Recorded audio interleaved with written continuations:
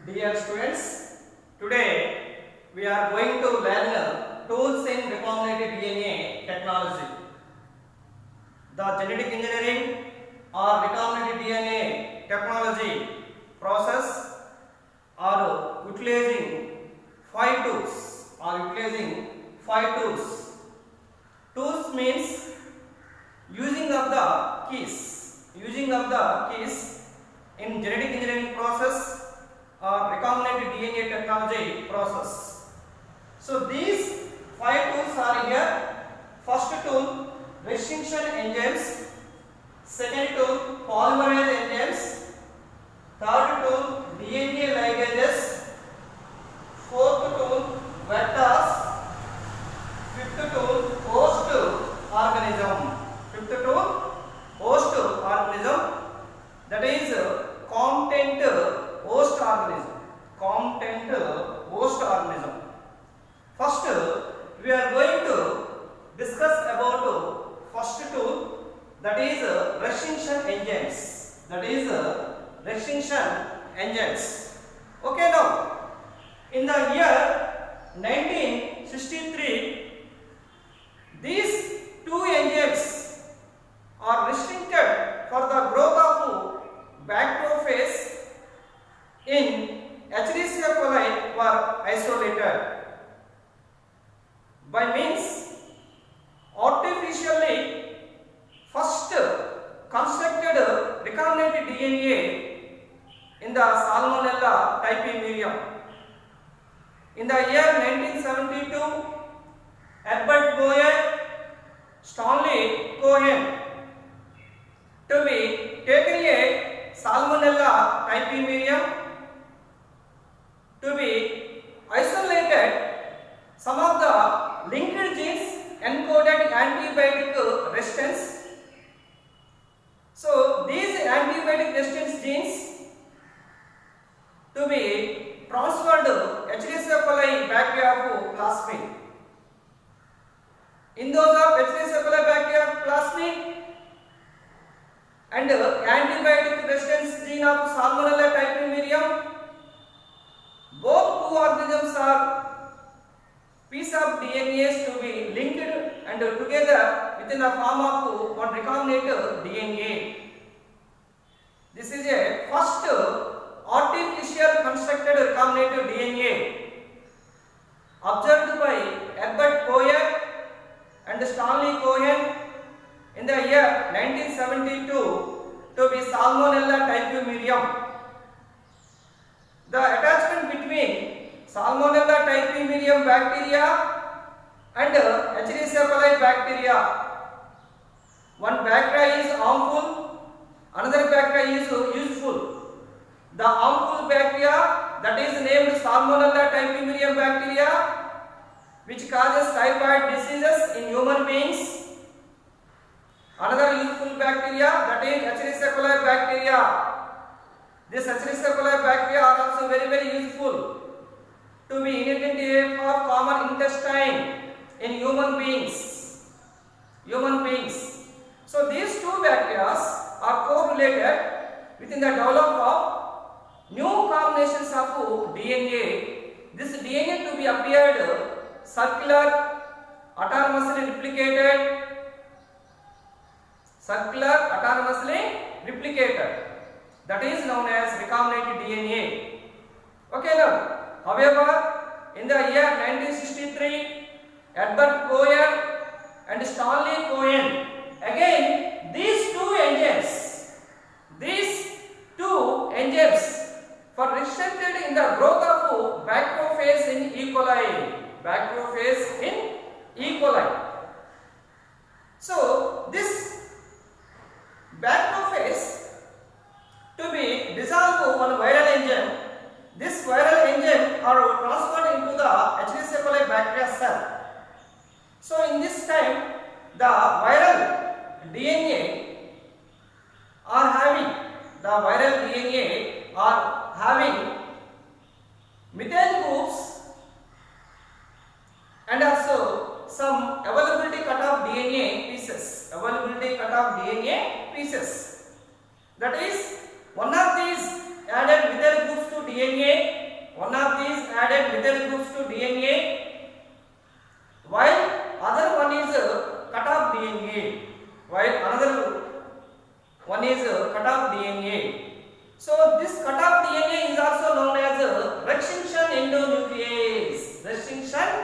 endonuclease.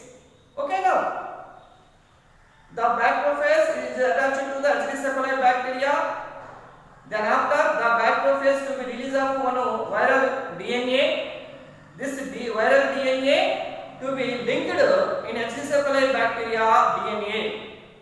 So in this time only same nitrogen base sequence of nucleotides to be attached to bacterial DNA, remaining DNA to be attached to methyl groups, added to methyl groups.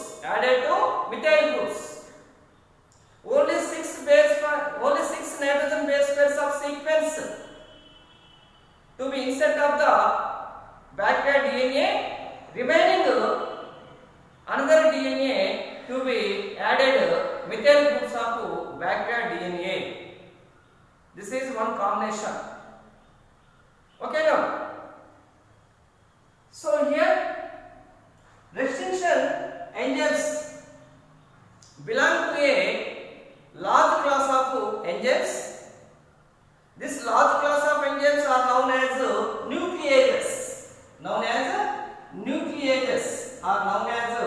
nucleases. These nucleases are of two kinds. First kind are here restriction exonuclease enzyme. Second kind are here restriction endonuclease enzyme. Okay, here in the year 1963, Boyer and Cohen observed two enzymes for restriction the growth of bacteriophage and E. coli. So the correlation between of the bacteriophage and E. coli. First correlation between Salmonella typhimurium and Escherichia coli bacteria. So second correlation between bacteriophage and Escherichia coli bacteria. In this time, two observations are here. First observation are here. So one of these added methyl groups of DNA. One of these added methyl groups of DNA, while other one is cut off DNA. So the cut off DNA is known as restriction endonucleases. Anyhow, restriction enzymes belong to larger classes of enzymes. These larger classes of enzymes are known as nucleases. Okay, now dear students, nucleases. These nucleases are of two kinds. First one here restriction exonuclease. Second one here restriction endonuclease. First one restriction exonuclease. Second one restriction endonuclease. What are the use of restriction exonuclease and what are the use of restriction endonuclease? First one here restriction exonuclease is always remove of the nucleotides from the end of the DNA. In generally one DNA containing several types of nitrogen base pairs. So here this restriction exonuclease enzyme is always removal of the nucleotides for the end of the DNA. That is use of restriction exonuclease. Second one here restriction endonuclease. Restriction endonuclease is always make cuts. Restriction endonuclease is always make cuts between a specific sequence of nucleotide of DNA. Specific nucleotide sequence of DNA. That is the importance of restriction endonuclease. Anyhow, totally observed 900 restriction enzymes have been isolated from 230 strains of bacteria. So not only 3 or 4 restriction enzymes are here. Totally described 900 restriction enzymes have been totally isolated from different strains of bacteria, such as 230 strains of bacteria. 230 strains of bacteria. So to be produced 900 restriction enzymes. 900 restriction enzymes. Okay now. Anyhow, the first restriction enzyme are here into 3. The first restriction enzyme are here into 3. The first restriction enzyme are here into 3. Into 3. Into 3 means Haemophilus influenza 3. Haemophilus influenza 3. So here, right to be 3 restriction enzymes are here. One is EcoR1 restriction enzyme. Second one is Hindu 2 restriction enzyme. Third one here BOM H1 restriction enzyme. Totally identified 900 restriction enzymes isolated in 230 strains of bacteria. But here, first isolated restriction enzyme are here into 3. Into 3 means Haemophilus influenza 3. D for strain. D for strain. That is Haemophilus influenza 3. This is a first restriction enzyme. So this first restriction enzymes is always to be identified one specific pointed by recognition a specific nitrogen sequence of 6 base pairs. 6 base pairs. 6 base pairs. 1, 2, 3, 4, 5, 6. 6 base pairs. This phenomenon is known as recognition sequence of DNA sites. Recognition sequence of DNA sites. Recognition sequence of DNA sites. Recognition sequence of DNA sites. Okay now. HIND3 is the first restriction enzyme. So here this first restriction enzyme is to be used in identifying one perfect place by means recognition a specific nucleotide sequence of DNA. So in this nucleotide specific sequence of DNA containing 6 base pairs. Containing 6 base pairs. How many base pairs are here? 6 base pairs. That is guanine, adenine, adenine, thymine, thymine, cytosine. 6 base pairs are here. So these 6 pairs of nucleotide sequence are known as recognition sequence of DNA. Recognition sequence of DNA. That is the importance of HIND3. Anyhow, the most powerful of the restriction enzymes are here. Nowadays are to be utilized 3 restriction enzymes. First one here EcoR1. Second one here HIND2. Third one here BOM H1. BOM H1. Okay now. EcoR1 that is Escherichia coli R/13. Escherichia coli R/13. HIND2 that is Haemophilus influenza. BOM H1 that is Bacillus amelophaeus. Bacillus amelophaeus. Okay now. So anyhow, so the names of the enzymes, that is the nomenclature of the enzymes. First we were discussed about first of the restriction enzyme EcoR1. Okay now. So here E. So E is always the names come from in the genus. E, capital E. So the letter capital E, the letter is the names come from the genus. That is genus. Second 2 letters are the names comes from the species. From the bacteria cell, which is isolated from bacteria. That is EcoRY13. EcoRY13. That is Escherichia coli RY13. And third letter here capital R. So capital R is always derived from the strain. Derived from the strain. And Roman number 1. So Roman number is always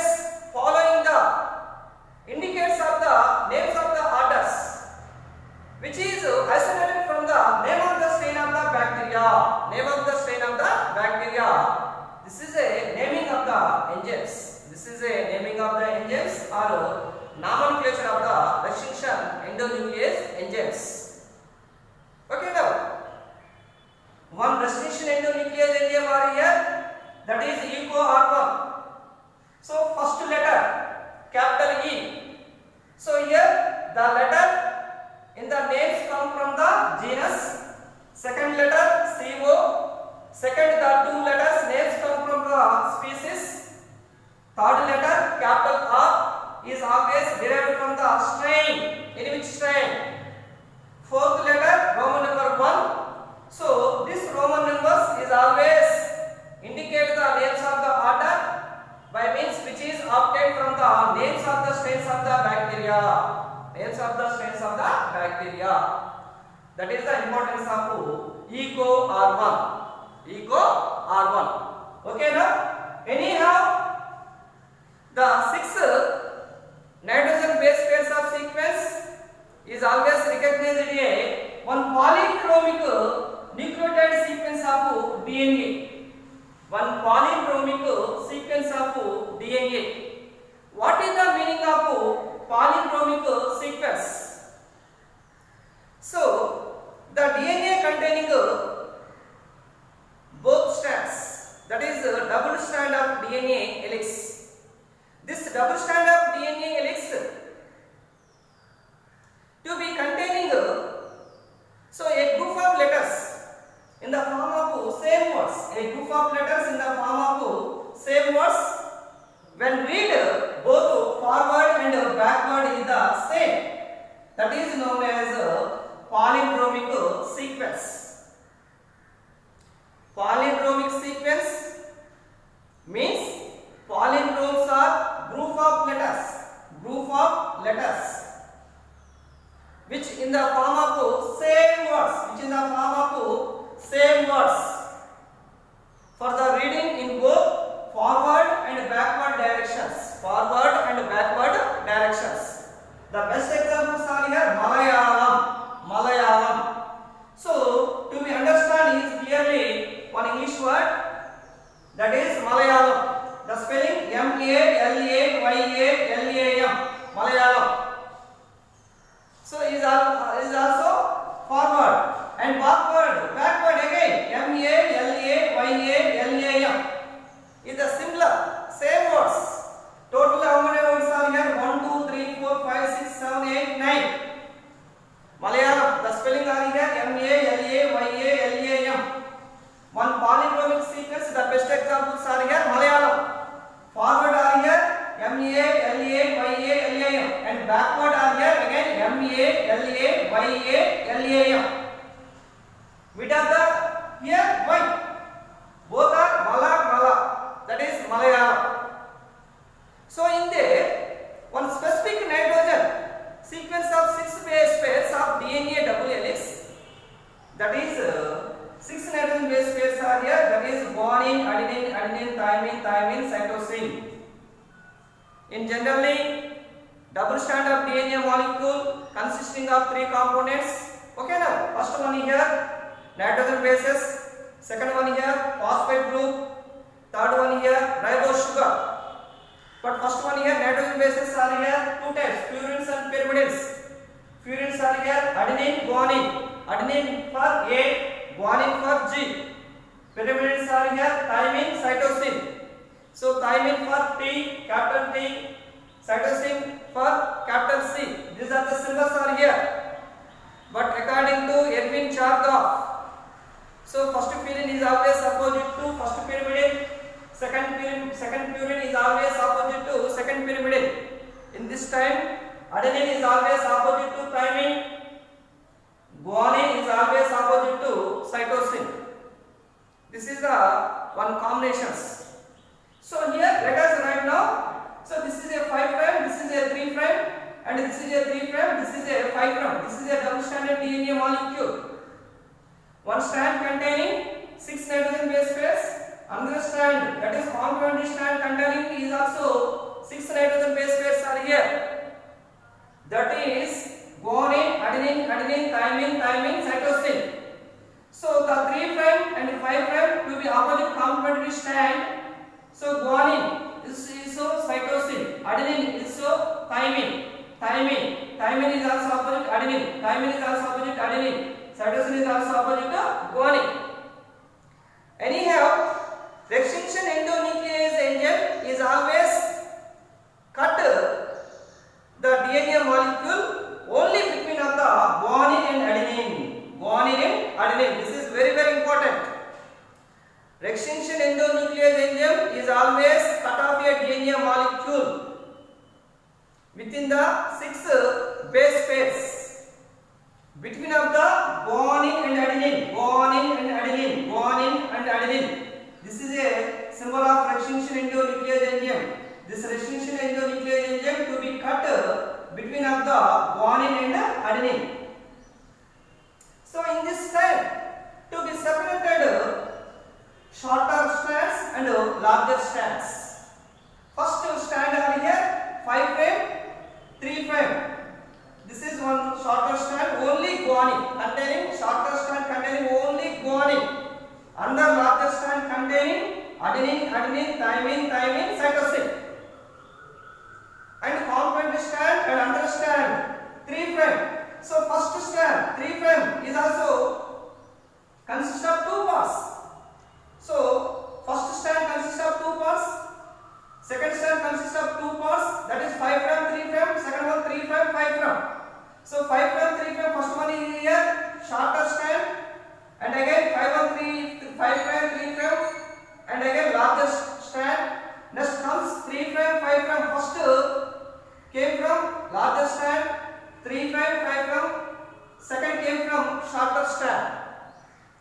Anyhow, the extinction endonuclease enzyme to be cut DNA molecule within the guanine and adenine. So to be produced different strands. One is the shorter strand, another one is the larger strands.